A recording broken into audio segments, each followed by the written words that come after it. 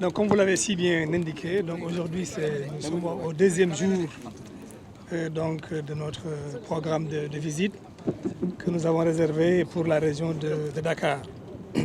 Ce matin, nous avons été reçus dans le département de Pékin par le maire de la ville de Pékin, mais également les maires ou les représentants des communes, notamment Pékin Nord, Pékin Est, mais également Pékin Ouest. Et je rappelle que l'objet de cette visite, c'était d'abord de venir m'enquérir de l'état d'avancement des projets qui ont été réalisés par l'ONAS, notamment les différentes stations de pompage qui ont été édifiées au niveau du département de Pékin. Et comme vous le savez, le département de Pékin, notamment par endroits, constitue l'épicentre un peu des inondations depuis quelques années. Donc nous avons eu à rencontrer les populations, mais également voir ces différents sites. L'autre objet de la visite, c'était effectivement de voir les points chauds. Nous n'avons pas eu l'occasion de le faire. Les équipes vont être envoyées sur place. Ce que j'appelle points chauds, c'est les points noirs qui connaissent des inondations en période de saison des pluies. Et nous avons pris l'engagement, Inch'Allah, de les introduire dans le cadre d'un programme que nous soumettrons aux autorités pour un financement, mais également pour le lancement de travaux et la construction de stations. Pour en revenir donc aux différentes étapes, comme vous l'avez si bien indiqué, nous avons été à Talimam Diara. La particularité de ce site, c'est que nous avons un chantier de CSE qui doit construire une route, mais également un canal de drainage des eaux pluviales. Il est clair également que cette zone est une zone basse. Toutes choses qui font que nous notons une stagnation des eaux pendant une longue période.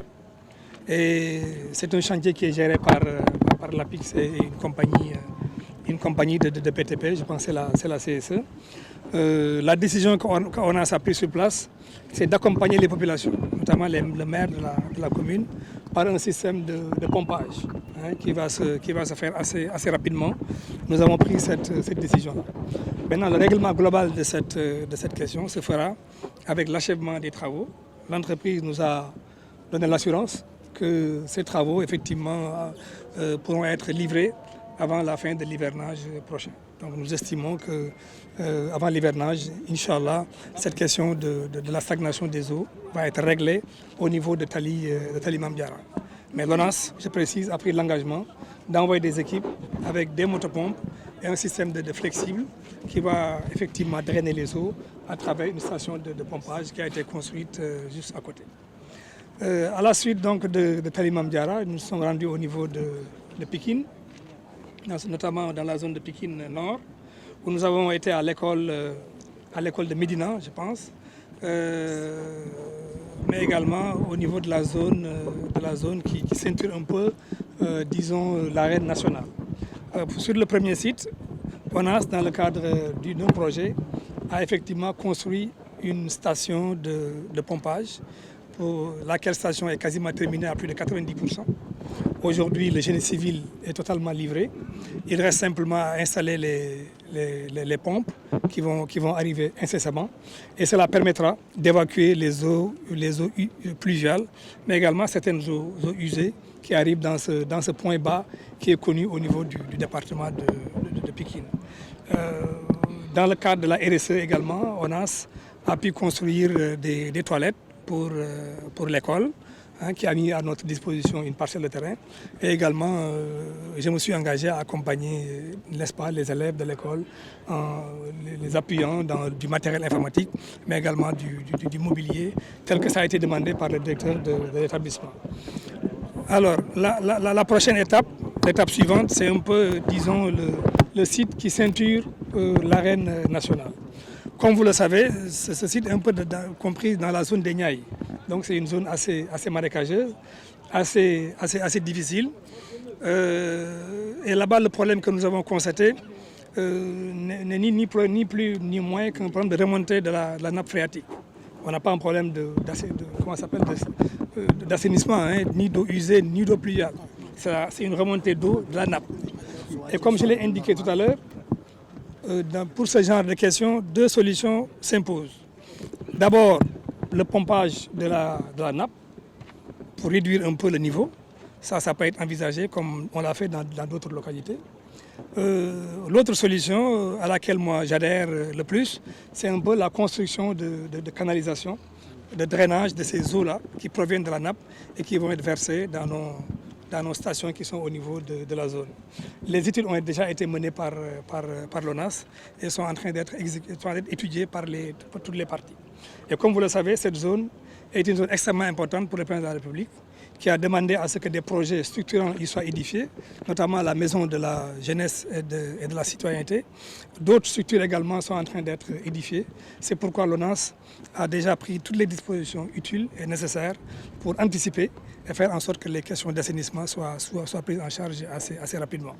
Et séance tenante, j'ai décidé d'alerter en tout cas les autorités administratives. Je prendrai contact avec le préfet de Pikine qui assure un peu le lead de tous ces projets pour voir un peu avec l'entrepreneur, avec le ministère de la Jeunesse qui gère également le projet, comment des solutions peuvent être trouvées de façon pérenne et de façon définitive pour régler un peu la question de l'assainissement dans cette zone-là. Alors la dernière étape, comme vous l'avez remarqué, c'est celle-ci. Nous avons ici deux sites. C'est d'abord le site de la station le traitement des bouts de vidange, mais également la station d'épuration qui est là. Bon, le rôle de la première station, c'est de recueillir un peu les camions qui font les vidanges dans nos différents domiciles, ce que nous appelons l'assainissement autonome. Et ces camions déversent ici et cette boue est traitée à travers des équipements que vous avez constatés, envoyés directement au niveau de la station d'épuration. Bon, effectivement, comme vous avez pu le constater, bon, c'est une station qui est assez difficile. Nous avons constaté des difficultés, nous les avons remarquées et répertoriées. C'était l'objet de la visite.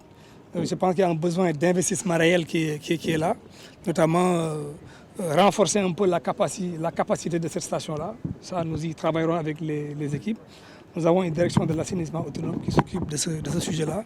Des instructions ont été données pour que les études soient menées à bon point de ce point de vue-là. Ça nécessite des financements importants. L'État les mettra en œuvre avec ONAS comme outil et bras techniques. Maintenant, des questions ont été soulevées ici par vos confrères, notamment la question des prestataires de l'ONAS. Bon, c'est une question que j'ai trouvée ici et que pas mal de directeurs généraux également ont trouvé ici. C'est une particularité de l'ONAS. Nous avons beaucoup de prestataires qui demandent à être régularisés. Et cela, effectivement, pose un véritable problème social au niveau de notre structure. Et dès ma prise de fonction, j'ai essayé de prendre en charge cette question-là.